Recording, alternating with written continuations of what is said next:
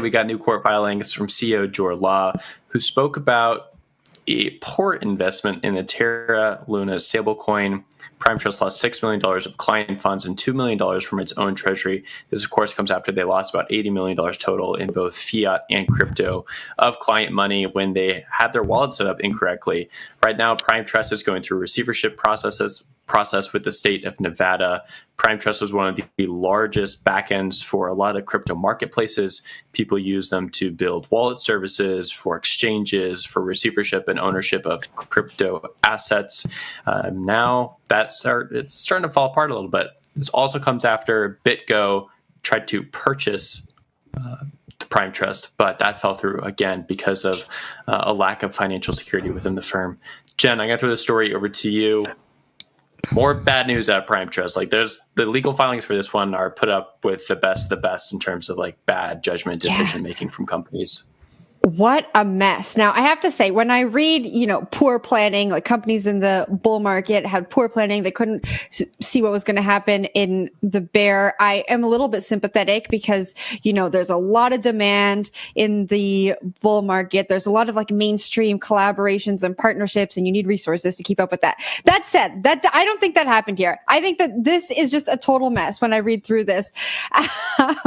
There's some stuff I want to point to. They said that they were outspending and gave some numbers. So October, the company spent $10.5 million, but only made $3.1 million. So they lost $7 million in October. And then it's like no one learned anything. They went on to November and spent $11.1 million and lost $8 odd million.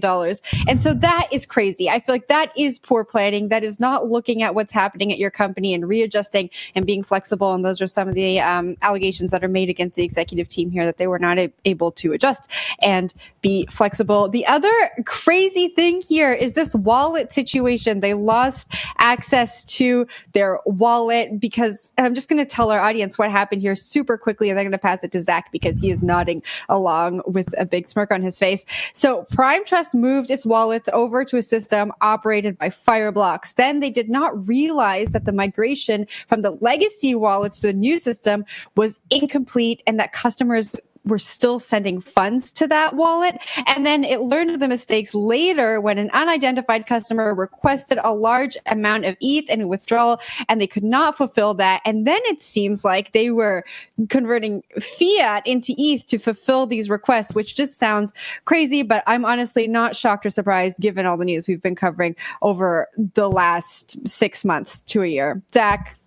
The case of 98F, that wallet episode. It just reads like Prime Trust, no good, very bad, horrible day. That whole saga. We knew a little bit, I think, back in June about this mishap that occurred when they were transitioning their system over to Fireblocks, which is another custody provider.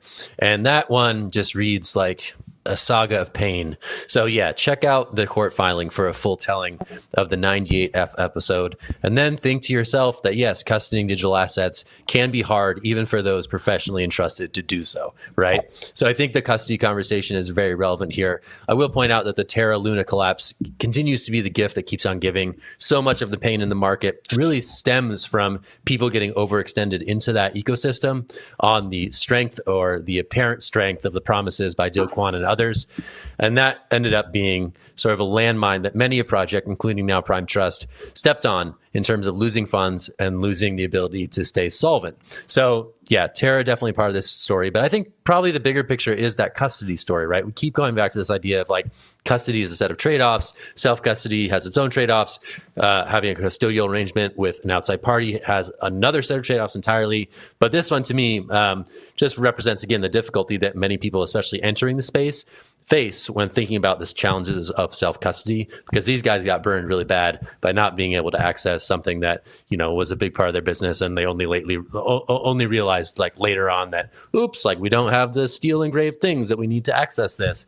And it just becomes a big problem. So the custody angle maybe is the most illustrative here, just for people. For people themselves. But certainly, yeah, pretty painful telling of that whole episode. But yeah, businesses, man, they remain fascinating to cover because you get these sort of after the fact tellings of all the things that went wrong. Wendy, what do you think?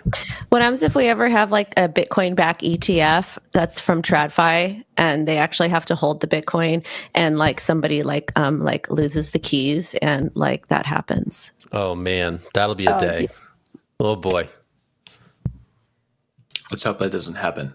That's my take.